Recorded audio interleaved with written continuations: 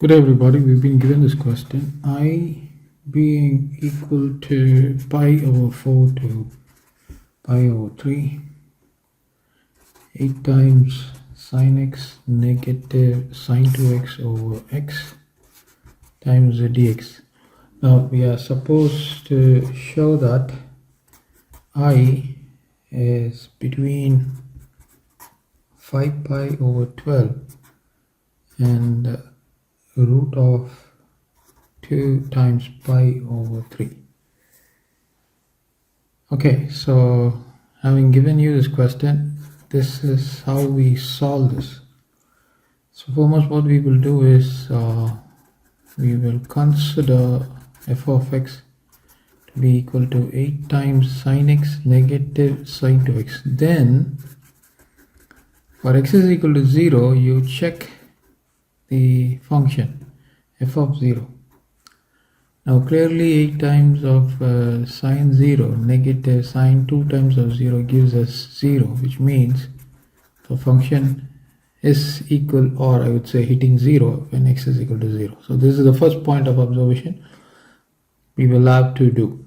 Now the next point of observation is to find f dash of x. So differentiation of sine x is going to be cos x, negative differentiation of sine 2x is cos 2x multiplied with the coefficient of x, which is 2 there. So we have 8 times cos x negative 2 times of cos 2x. So that means f dash of x is existing. So the meaning of this is f dash of x exists. Now after that you find f double dash of x. So differentiation of 8 cos x is negative 8 sin x, followed by differentiation of cos 2x is sin 2x. Coefficient of x is 2, so you multiply by 2. This would give us negative 8 times sin x, and you already have cos, so that means this is going to become positive. So positive 2 times 4 of sine 2x. Now I can rewrite this as 8 times sine 2x, positive 4 times of sine 2x is going to be 2 times sine x cos x. So this is going to be 8 times of sine x, positive 8 times of sine x cos x, so which can be rewritten as negative 8 times of sine x. I take that out common, so 1 positive, and this is going to give me positive cos x, right? So I need a positive there, so this will be negative cos because of the fact that there is a positive there. So this can be rewritten as negative 8 times sine x of 1 negative cos x. Okay, now clearly this is going to be giving me negative. Okay, this is going to be giving me negative for any x in lying between 0 and pi. Okay, so clearly we see that f double dash of x is lesser than 0. Now what is the meaning of this? So this means f dash of x is a decreasing function.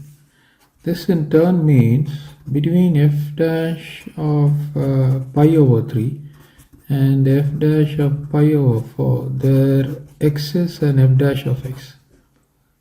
So this is the all important point that we need to arrive. So since we know f dash of x is equal to 8 times of cos x negative 2 times cos 2x, we substitute f dash of x is equal to pi over 3. So when you substitute pi over 3, what do you get? Pi over 3 is nothing but 60 degrees. So 8 times cos 60 negative 2 times cos 2 times of cos 60, right? So this is going to give me 8 times of cos 60 is 1 over 2. So this is going to give me a 4 here, and this is already 120, and cos 120 is negative 1 over 2. So this is going to be negative 2 times of negative 1 over 2.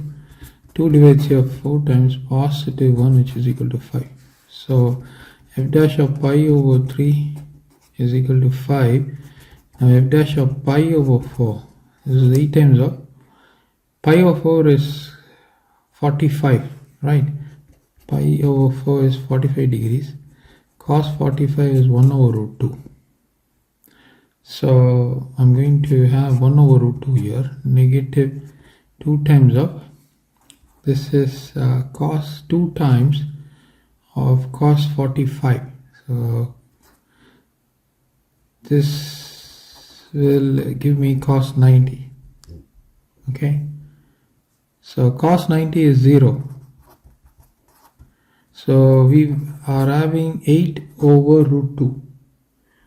Now what I wish to do is I would want to bring this root 2 to the numerator. So I'm going to write it as 4 times 2 divided by root 2, which is going to be 4 times root 2 times root 2 divided by root 2. Root 2 goes up, giving me 4 times root 2. So this is going to be 4 times root 2. So therefore, hence,